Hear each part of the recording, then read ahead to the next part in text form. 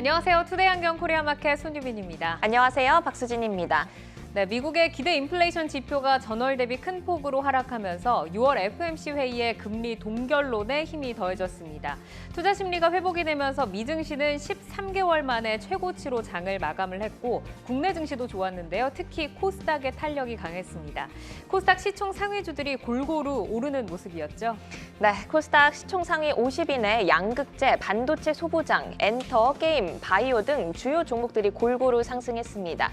특히 시총 34위인 현대바이오가 항바이러스제로 개발한 제프티 기대감에 8거래일째 시세를 분출하면서 상승 랠리를 이어갔습니다. 강세장 전환에 대한 기대감이 고조된 하루, 투데이 안경 코리아 마켓 첫 번째 이슈픽의 주인공은 누구일까요? 네, 13개월 만에 최고치를 기록한 미 증시를 주도한 건 바로 반도체 섹터입니다. 엔비디아의 주도로 필라델피아 반도체 지수가 급등을 하면서 국내 반도체주에도 훈풍으로 닿았는데요. 투데이 안경 이슈픽 첫 번째, 미 반도체 중국 수출 통제 유예 연장입니다. 바이든 미 행정부가 첨단 반도체 장비에 중국 반입 제한 유예 조치를 연장할 계획이라는 비교적 반가운 소식이 들려왔습니다. 지난해 10월에 1년 유예 조치를 받았던 삼성전자와 SK하이닉스에 호재로 작용을 하면서 반도체 소부장주들의 탄력을 불어넣어줬죠. 네, 삼성전자에 비해 SK하이닉스의 탄력이 특히 강했습니다. 4% 가까이 상승하며 52주 신고가를 다시 썼는데요. 그 외에도 인텍플러스, 넥스트칩, 프로텍 등 반도체 장비주들도 동반 강세로 마감했습니다. 반도체 이슈에 이은 투데이 안경 이슈픽의 두 번째 주인공은 누구일까요?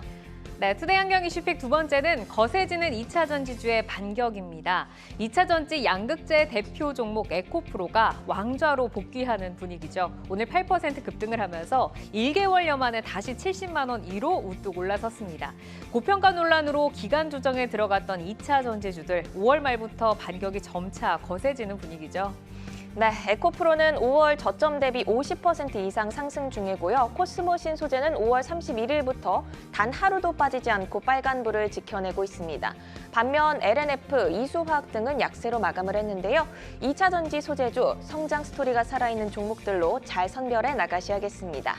네, 투데이 안경 이슈픽 종목 반도체와 2차 전지 관련주 가운데서 가장 뜨거운 관심을 받은 SK하이닉스와 프로텍 그리고 코스모신 소재 LNF입니다. 자, 투자자 여러분 이 종목들 매수하셨나요? 매도하셨나요? 아니면 이 종목들 고민을 하고 계신가요? 종목들의 차별화된 맞춤 전략과 매매 타이밍 포착해 보겠습니다. 매도의 기술 지금부터 시작합니다.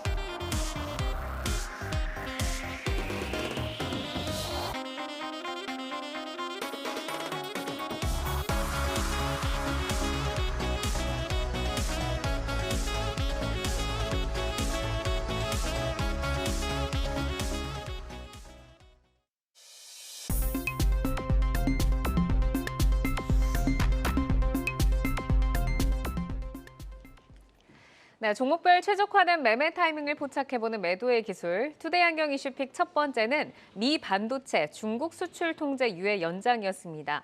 미국 행정부가 첨단 반도체 장비에 중국 반입 제한 유예 조치를 연장할 계획으로 알려지면서 삼성전자와 SK하이닉스를 중심으로 반도체주들이 다시 들썩이는 모습인데, 자, 이번 중국 반입 유예 조치 효과 어느 정도까지 보시는지 장시영 차장께 먼저 들어보겠습니다.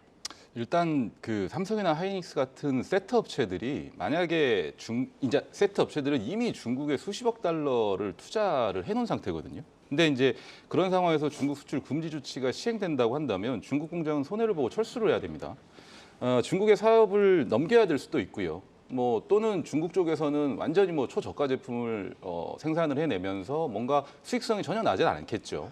반도체는 아시다시피 캐펙스 산업이고 무어의 법칙이 존재를 하기 때문에 1, 2년마다 기술 격차가 발생하게 되는데 지속적인 투자가 이루어지지 못하게 된다면 더 이상 반도체 공장으로서 역할을 하지 못하는 것이 됩니다. 그래서 투자를 못하게 되면 공장을 중국에 넘기게 되고 또 그 역시 또 그렇게 되면 첨단 뭐 제조 공정이나 기술 등이 고스란히 또 중국에 넘어가게 되는 것이기 때문에 이 또한 좋은 상황이 아니게 될 것임이 분명하거든요. 그래서 이번 미국의 조치로 인해서 이런 우려 사항에 대한 어느 정도 부분을 좀 덜어낼 수가 있게 됐고요. 국내 업체들의 요구에 의해서 바이든 정부가 사실은 좀 들어준 거라고 좀 볼 수 있거든요. 그렇기 때문에 국내 반도체 기업들의 위상도 좀 다시 한번 확인할 수 있는 계기가 됐다라고 좀 말씀을 드리고 싶고, 현재 세트 업체, 뭐 국내 메모리, 비메모리, 뭐 다 합쳐서 대부분의 업체들이 또 장비들도 마찬가지고요. 하반기 반도체 실적 턴어라운드 기대감이 굉장히 좀 커지고 있는 상황이기 때문에 이러한 어떤 긍정적인 뉴스까지 좀 더해진다고 한다면 뭐 추가적으로 좀 더 업황이 좀 더 기대감이 이 시장에 좀 살아나는 그런 어떤 상황이 되지 않을까 이렇게 좀 말씀드리고 네, 싶습니다. 그러니까 투자 심리도 회복이 되고 강세도 좀 더 이어갈 수 있다라고 좀 말씀을 주셨습니다. 자, 하반기에 왕좌 복귀를 향해서 달려가고 있는 반도체주라고 좀 표현을 할 수가 있을 것 같은데, 오늘 매도의 기술 두 종목은 SK 하이닉스 그리고 프로텍입니다. 자, SK 하이닉스는 두 분 다 고사인 주셨고요. 프로텍 같은 경우는 황재수 지점장은 스탑으로 지금 엇갈린 신호가 켜졌습니다. 자, SK 하이닉스부터 볼까요?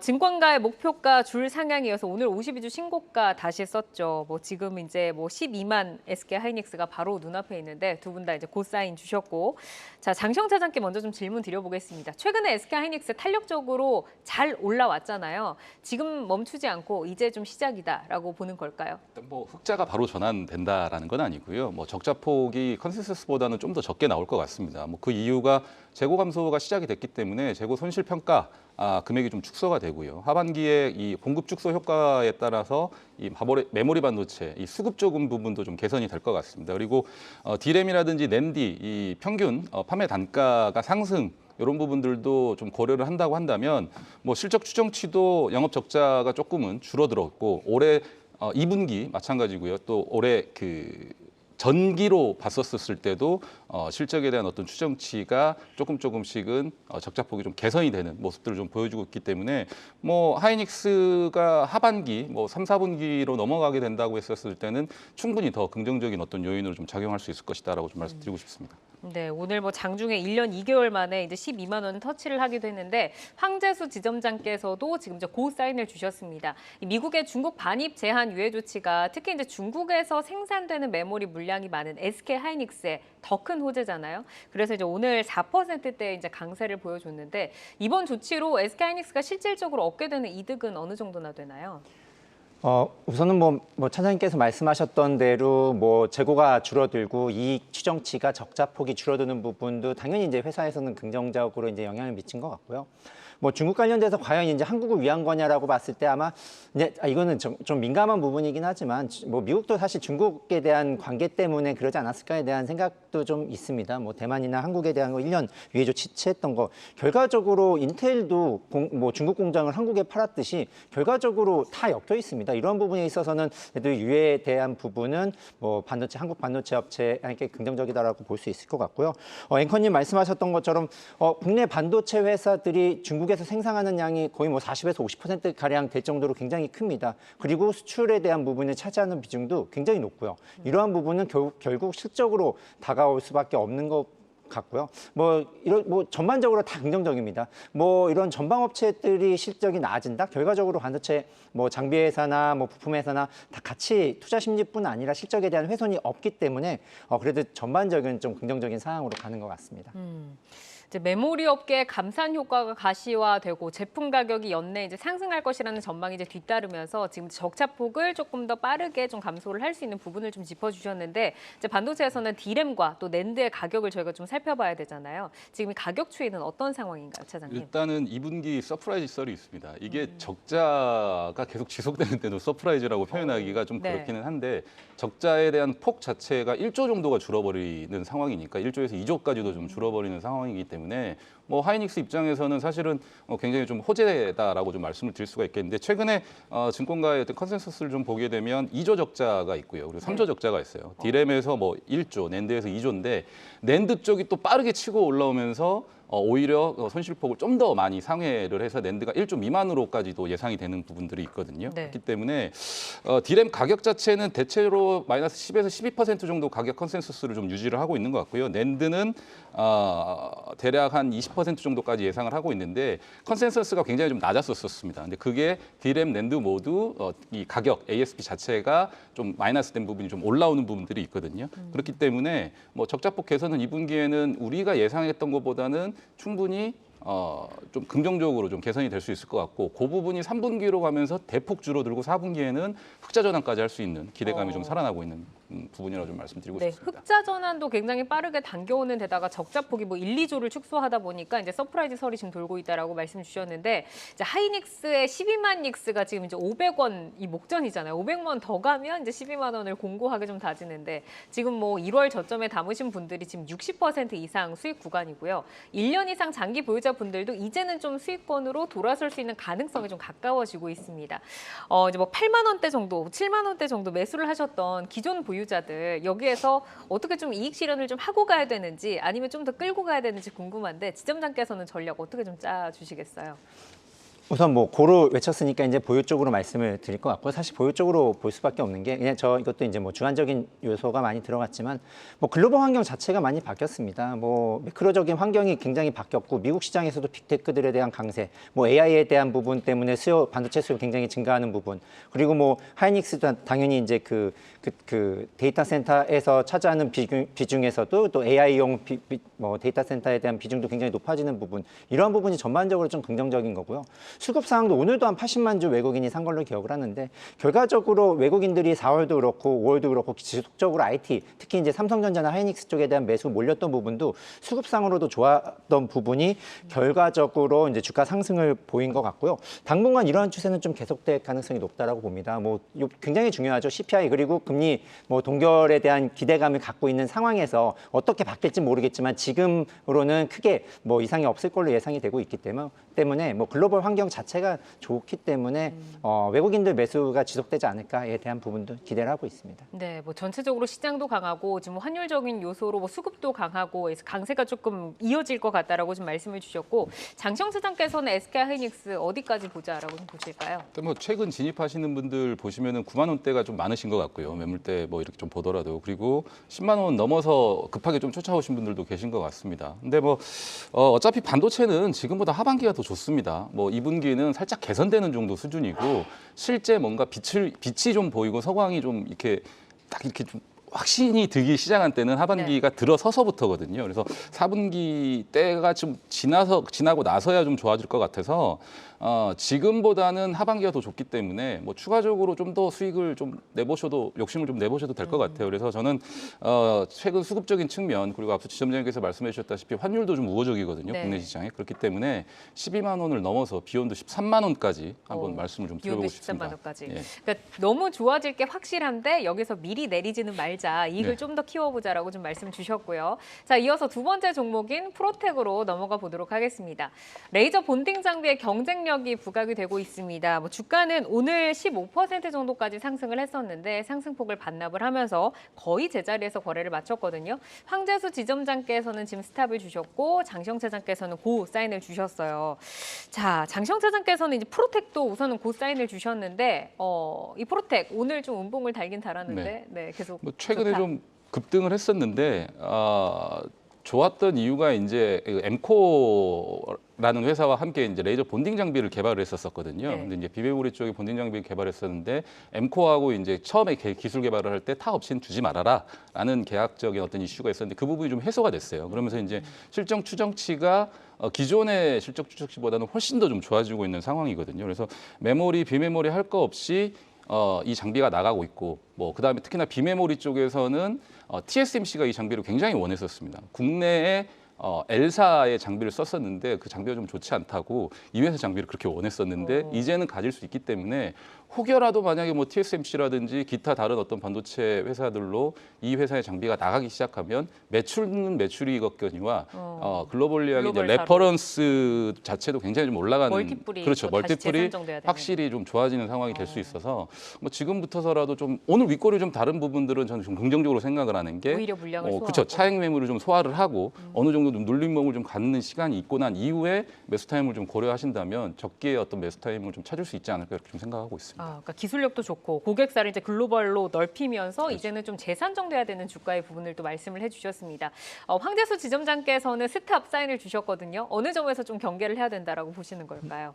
우선 뭐 단기적으로 주가가 많이 올랐다던 부분이 이제 좀 스탑으로 선정한 이유인 것 같고요. 저도 네. 뭐 말씀하셨던 거 충분히 이해됩니다. 저도 이제 기사로 본 거가 이제 기억이 나는데 말씀하셨던 대로 그 레이저 본딩 같은 경우가 이제 TSMC에서 요구로 왔다가 이제 뭐 특허라든지 이런 그 계약 이슈 때문에 이제 납품하지 못했던 부분. 이제 지금 최근에 올랐었던 부분은 이 레이저 본딩에 대한 뭐 기대감이 굉장히 좀 많이 반영된 걸로 예상이 되고 있습니다. 왜냐하면은 TSMC뿐 아니라 전 세계 글로벌 회사들 이 이제 수요가 확대될 가능성이 높다라고 판단이 되고 뭐 회사 입장에서도 5%밖에 안 되는 레이저 본딩에 대한 매출을 이제 30%까지 증가시키겠다라는 의지를 보이고 있는 부분이 있거든요.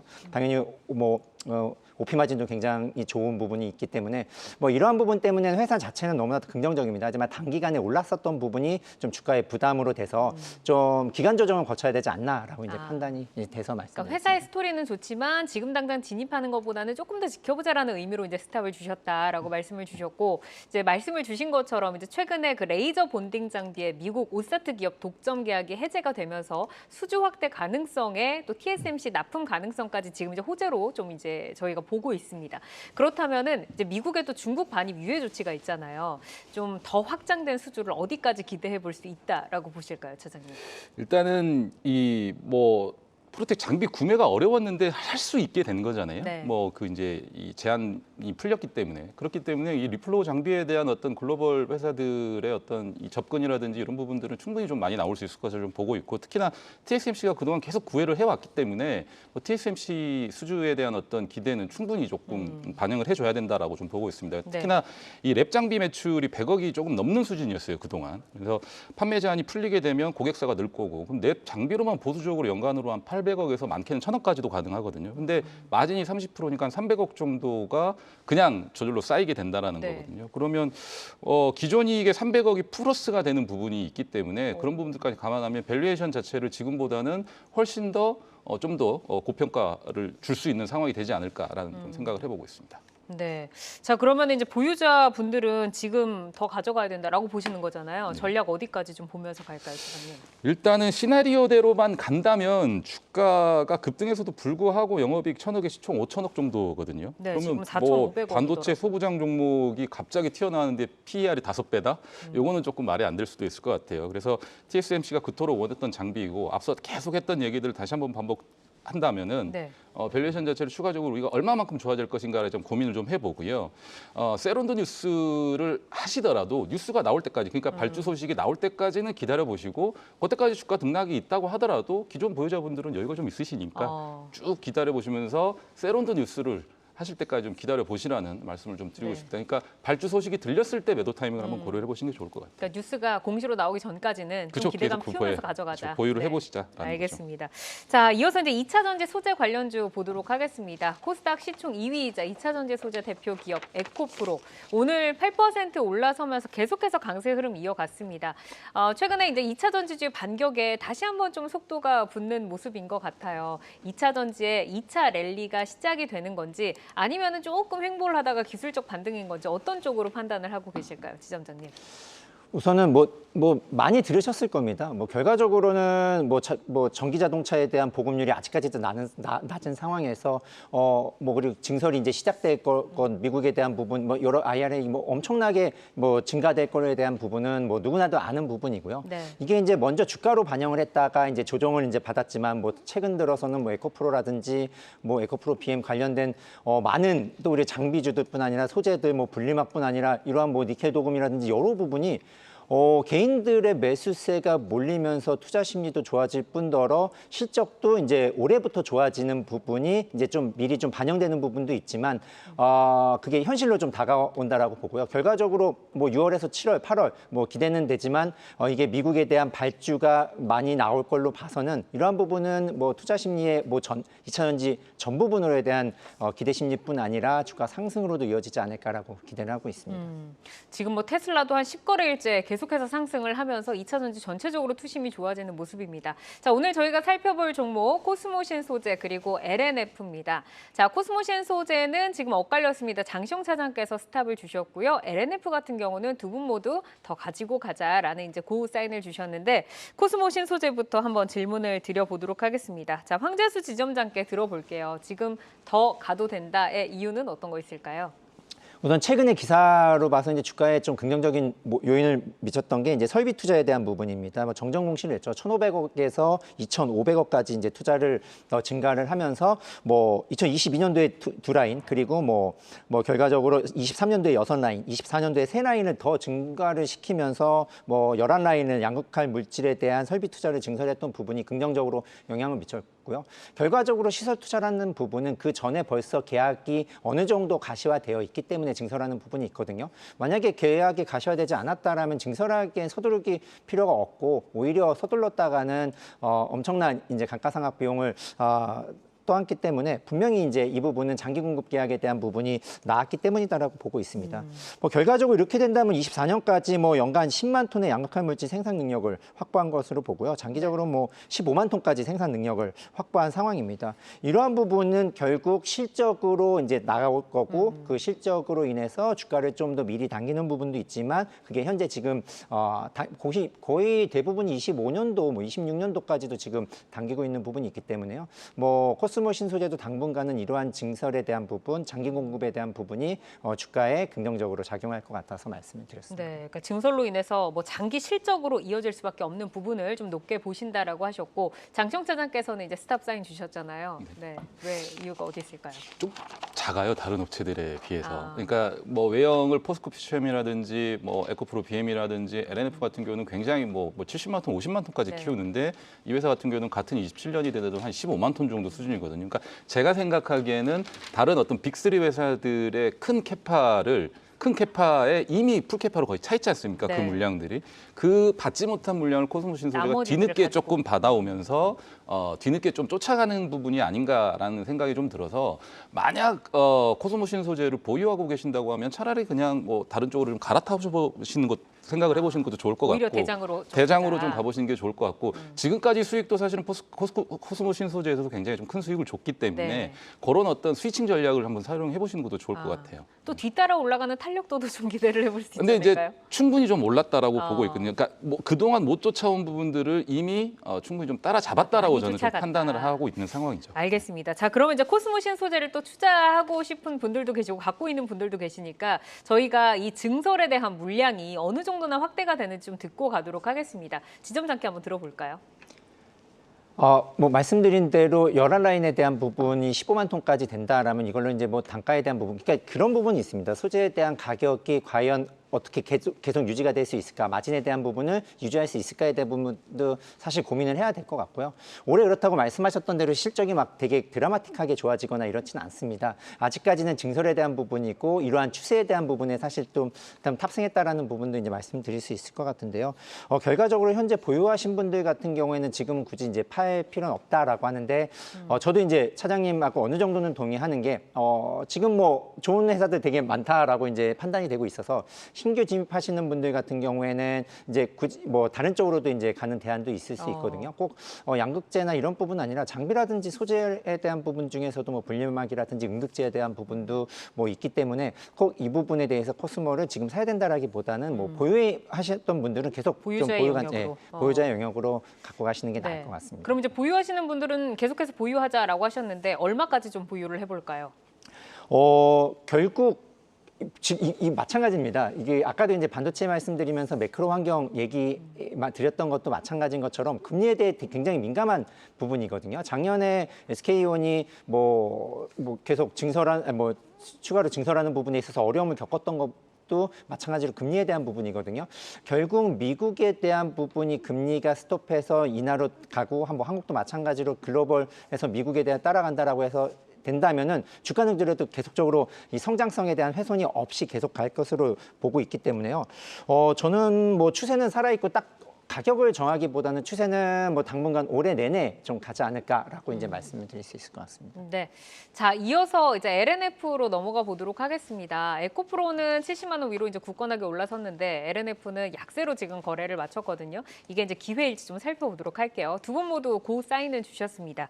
자, 장시영 차장께서 LNF 고 사인 주신 이유 먼저 듣고 갈까요? 일단은 에코프로와 에코프로 BM이 사실은 2차 전지 쪽에 뭐 대장이라고 좀 표현하기는 네. 그렇지만 어쨌든 주가 상승률이 제일 가장 앞서니까. 가장 앞선 네. 게 제일 큰 형님이잖아요.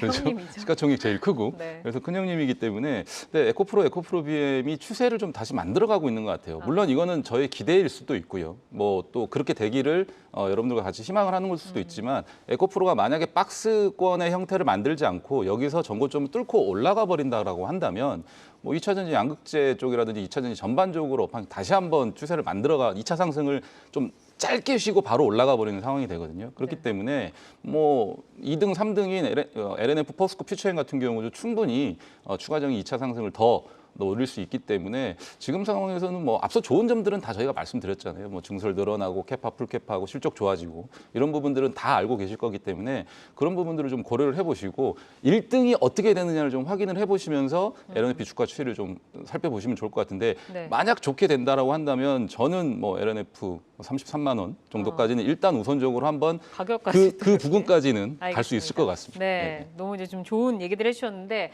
사실 이제 황재수 지점장도 지금 고 사인 주셨는데 LNF 하면 저희가 바로 이어서 생각할 수 있는 종목이 바로 테슬라잖아요. 그래서 이제 LNF가 테슬라의 지금 또 주가 상승에 힘입어서 좀 더 갈 수 있지 않을까라는 기대감이 있는데 이 사이에 음극재 개발을 추진한다라는 소식도 지금 들려왔습니다. 앞으로의 경쟁력 어떻게 좀 보세요? 우선 국내에 있는 양극재 업체나 뭐 많은 음극재도 마찬가지겠지만 특히 양극재 업체 같은 경우에는 확실히 이제 공급자 우위에 있는 것 같습니다. 미국에 있을 때 이제 합작법인도 이제 오히려 셀 업체를 빼고 양극재랑 직접 이제 자동차 회사가 JV를 설립하는 걸 봐서는 확실히 공급자 우위구나라고 현재로서는 언제 이제 바뀔지 모르겠지만 현재로서는 공급자 우위가 양극재 회사에게 있다라고 말씀드릴 수 있을 것 같고요. 그게 바로 경쟁력이라고 봅니다. 뭐 배터리에서 차지하는 비중이 굉장히 가장 큰 부분도 있고 그리고 이게 만드는 회사가 진짜 하이니켈이라든지 니켈 관련된 회사는 거의 뭐 국내 회사만 만들 수 있는 그런 부분도 마찬가지로 공급자 우위를 받기 때문에요. LNF는 에코프로가 대장이다라고 할 수 있는데 LNF는 항상 이제 왜 에코프로에 비해 못 가냐, 특히 LNF 갖고 계신 분들은 굉장히 이제 좀 불만이 있으시고 이런 네네. 부분이 있긴 있는데요. 결과적으로는 여기서 바뀌어서 LNF가 1등이 되고 뭐 에코프로가 2등이 된다. 사실 이거를 말씀드리긴 어렵지만 그래도 같이 가는 부분에 있어서는 충분히 다시 한번 말씀드리지만 지금 환경 상황에서는 당분간 계속된다라고 보고 있기 때문에요. 주가는 차장님께서 말씀하셨던 대로 저도 이제 정고점에 향해서 가지 않을까라고 말씀드릴 수 있을 것 같습니다. 네, 앞서서 이제 차장님께서는 뭐 33만 원 정도까지 말씀을 해주셨는데 전략 조금 더 들어볼까요? 일단은 뭐 추가적으로 사실은 조정이 나온다고 한다면 좀 빨리 탈출해야죠. 근데 그거는 이제 1등 주식들의 움직임을 좀 확인을 하셔야 될 것 같고 무너짐이 혹시 그렇죠. 있다고 무너짐이 하면. 있는지 없는지 좀 확인을 하셔야 될 것 같고 그렇다고 한다면 오늘의 음봉이 굉장히 좀 안 좋은 음봉이 될 수 있겠지만 사실 에코프로 BM이 계속해서 추가적으로 뭐 조금씩 눌린 몸이 있으면서 박스권을 뚫고 좀 바로 그냥 추세를 만들어 버린다고 한다면 뭐 LNF 같은 경우는 추가적으로 좀 쫓아가 보셔도 되는 거거든요. 왜냐하면 아직 정고점까지 많이 남아 있기 때문에 그래서 그런 전략으로 좀 활용을 해보셨으면 좋을 것 같습니다. 그러니까 전적으로 LNF 자체의 어떤 뭐 업황이나 이런 부분들을 생각하지 마시고 지금은 사실은 투심과 수급의 힘으로 좀 움직인다고 봐야 되거든요. 네. 모두가 다 알고 있는 사실이기 때문에 그래서 1등이 어떻게 되는지를 먼저 확인을 하시면서 좀 매매에 좀 활용을 해보셨으면 좋을 것 같아요. 에코프로 BM의 추세를 좀 보면서 그렇죠. 함께 좀 탑승을 네. 해보자라고 말씀을 주셨습니다. 자, 오늘은 SK 하이닉스와 프로텍 그리고 코스모신 소재, LNF까지 살펴봤습니다. 저희 종목들은 현재 주가 그리고 현재 모멘텀을 기준으로 포인트를 제시를 해드리기 때문에 시장의 상황에 따라서 전략이 변화할 수 있는 점은 유의를 해주시기를 바라겠습니다. 계속해서 주요 이슈와 모멘텀 팔로우하면서 여러분의 전략 체크해드리겠습니다.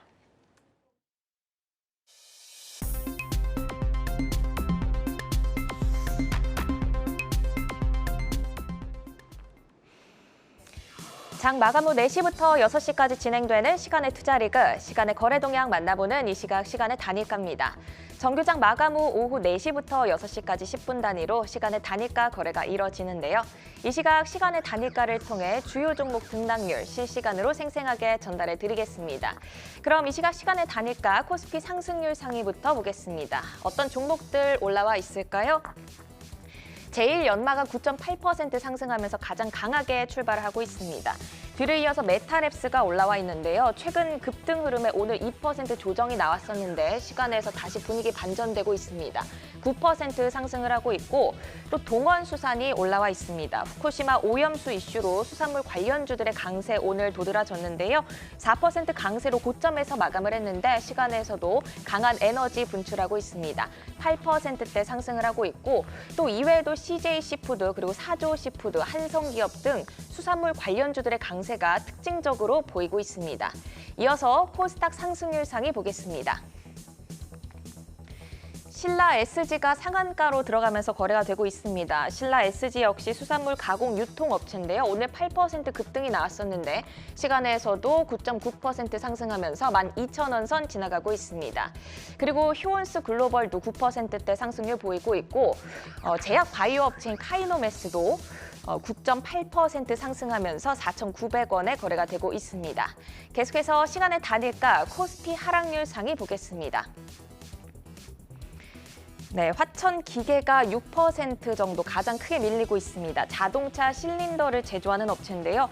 오늘 정규장에서 20% 급등이 나왔었는데 시간에서도 변동성 키우고 있습니다. 6.5% 하락하면서 5,030원 선 지나가고 있고요. 오늘 장 막판에 급락하면서 25% 하락했던 백광산업 시간에서 역시 4.8% 정도 밀리면서 7,700원 선 지나가고 있습니다. 그리고 대상홀딩스 우선주도 볼까요? 1.3% 하락하면서 1,890원 선 지나가고 있습니다. 마지막으로 코스닥 하락률 상위 보겠습니다. 알루미늄 합금 전문 업체인 삼보산업 오늘 7% 정규장에서 상승을 했는데 시간에서는 분위기 좋지 않습니다. 4.5% 하락하면서 1,166원 선 지나가고 있고요. NC트론 반도체 설계 기업이죠. 오늘 정규장에서 7% 상승을 했는데 역시 1.8% 정도 약간 밀리면서 750원 선에 거래되고 있습니다. 이렇게 이 시각 시간의 단일가 살펴봤는데요. 시간의 단일가 매매는 오후 6시까지 10분 단위로 매매가 체결됩니다. 모멘텀과 거래량 등 꼼꼼히 살펴보시고 시간에서도 성투 전략 세워가시길 바랍니다. 시간의 단일가 거래 동향, 잠시 후 시간의 단일가 특징주를 통해서도 확인하실 수 있습니다.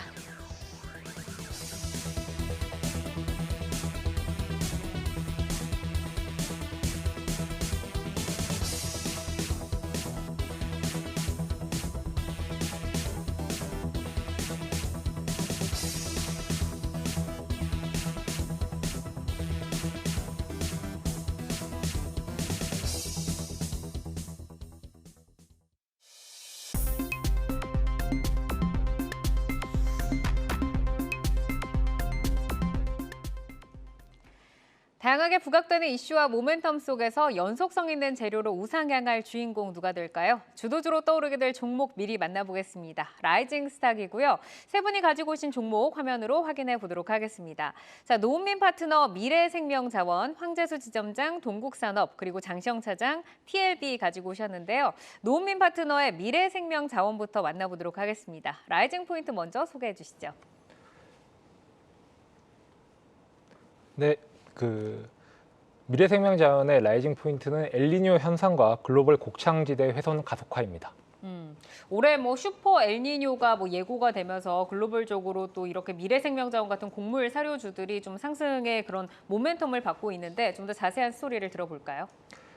네, 엘니뇨 현상은 페루 연안에 발생하는 이제 이상 고온 현상을 말하는 건데 이 엘니뇨 현상이 심해질수록 이제 동남아라든지 유럽 여러 나라의 기후 위기를 초래하고 있습니다. 그래서 이번에 슈퍼 엘니뇨 현상이 예고된 측면에 따라서 세계 곡물 가격의 상승에 대한 배경이 되고 있고 특히 오늘 같은 경우에는 이제 인도에서 이제 설탕 수출 제한을 연장한 발표를 하였고 그다음에 최근에 우크라이나 댐 파괴 등으로 이제 곡창지대 훼손이 가속화됨에 따라 가지고 해당 종목이 조금 더 이제 상승할 수 있는 그런 배경이 되고 있고 특히 이제 지금 최근에 이제 지수들이 많이 이제 금리 동결에 대한 기대감으로 상승세를 보였는데 이번에 금리가 동결된다라면 다시 한번 인플레이션 관련주가 올라갈 수 있는 배경이 되지 않을까 생각하고 있습니다. 네, 미래생명자원이 오늘 완벽하게 보합해서 제자리에서 지금 거래를 마쳤는데 그러면 목표가는 어느 정도로 설정을 하고 진입을 해봐야 될까요?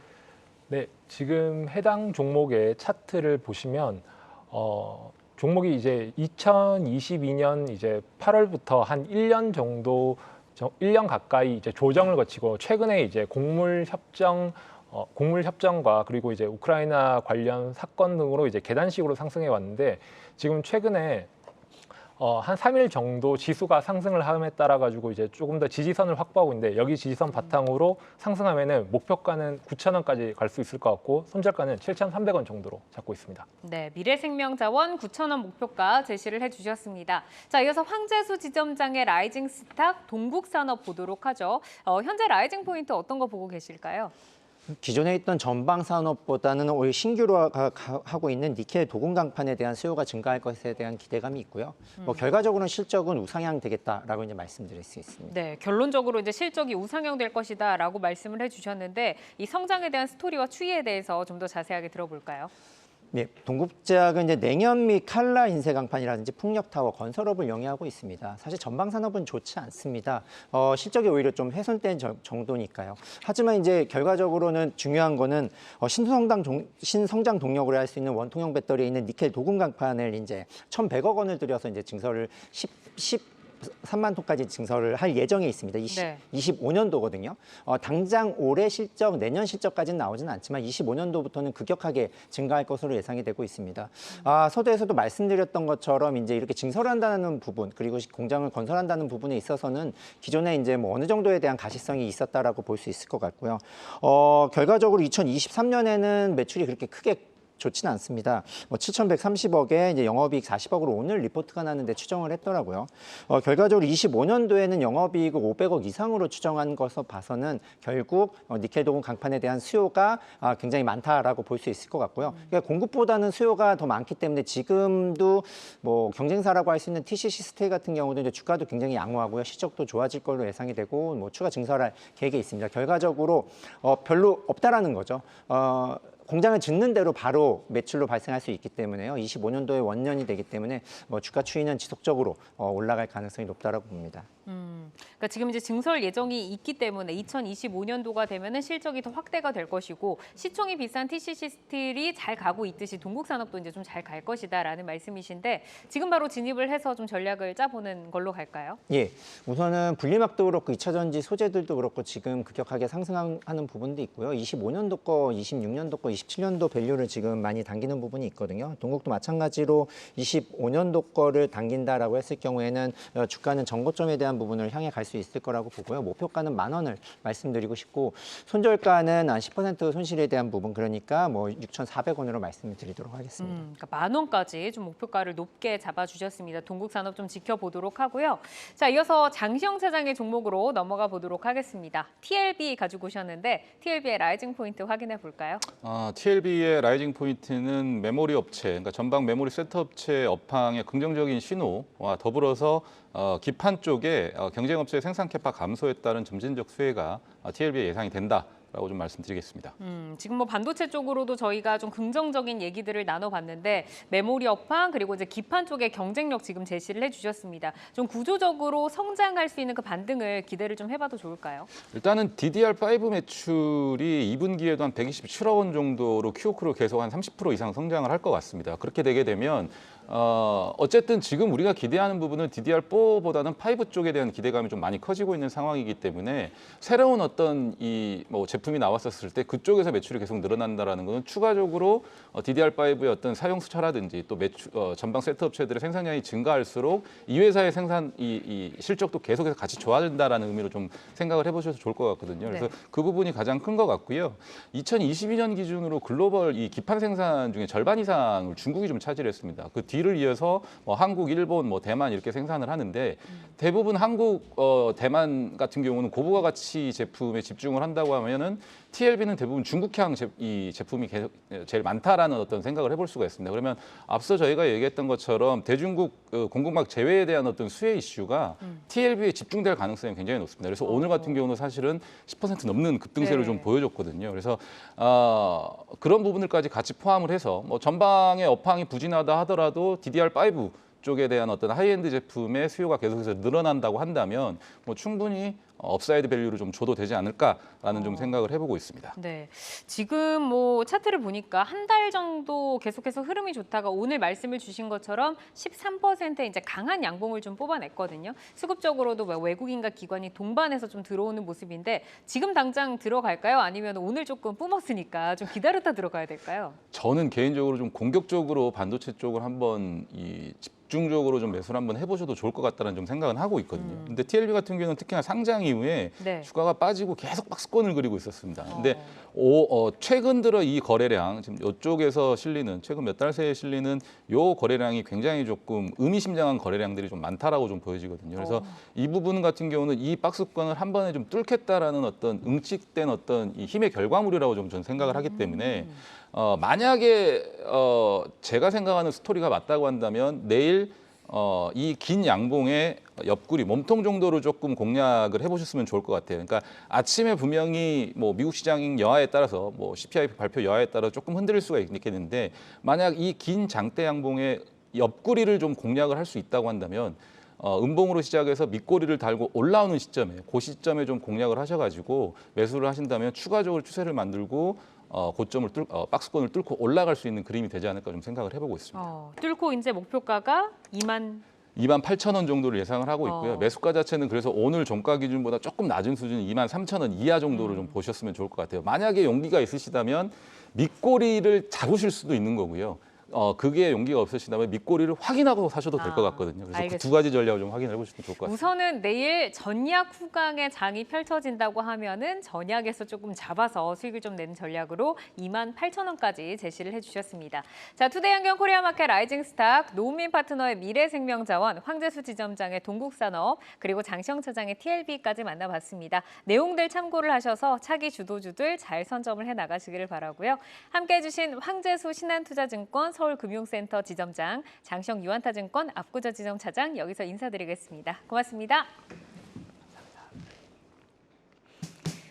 네, 시간의 단위가 거래 속 특징주들을 따라가보는 시간의 단위가 특징주 탑5입니다. 시간의 단위가 거래는 내일장까지 연결돼 움직이는 종목들이 많은데요.